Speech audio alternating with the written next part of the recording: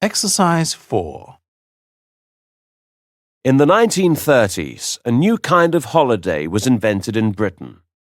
A man called Billy Butlin had the idea that hard-working British people needed somewhere to go that was affordable and fun in order to escape the routine of their normal working lives. His idea was an early type of package holiday. He would offer full board accommodation and a lively program of free activities and entertainment for all the family. This would all happen in one place, and all for the price of a week's wages. His first holiday camp, as they were then known, opened in Skegness on the east coast of England in 1936 and was a huge success.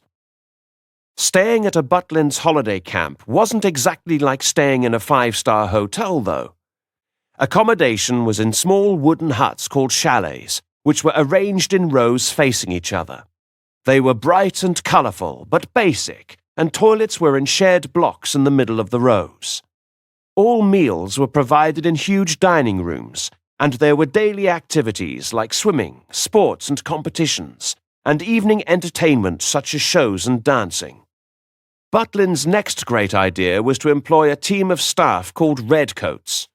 They wore red jackets, and their job was to join in with everything and encourage every member of the family to join in too. Many redcoats later became famous entertainers. Billy Butlin came from a family of fairground showmen, so he knew about making money from entertaining people.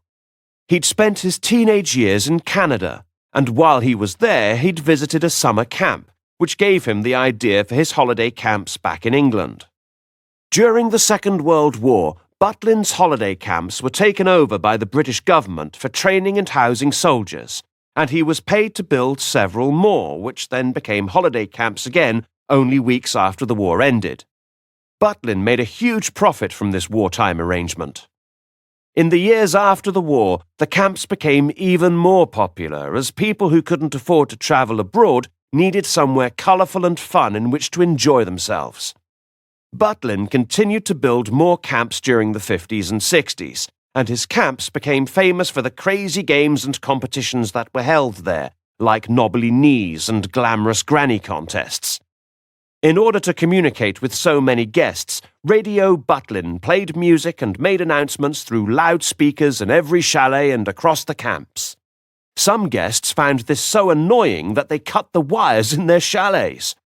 Despite this, Butlin's remained very popular and in 1972 received over 1 million bookings. Between the 60s and the 90s, though, Butlin started to suffer competition from cheap overseas package holidays, and many of the camps closed. However, in the remaining 3 camps, a huge program of modernization took place. Butlin's holiday resorts, as they are now called, offer fantastic indoor and outdoor entertainment, shopping and dining, with a much wider choice of activities available.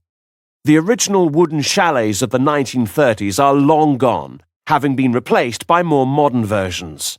Only one remains, which is now protected as a historic building and is for display only. In the 21st century, Butlin's even opened 3 hotels on one of their sites, enabling guests to enjoy more luxurious accommodation, whilst still enjoying all the activities the resort has to offer.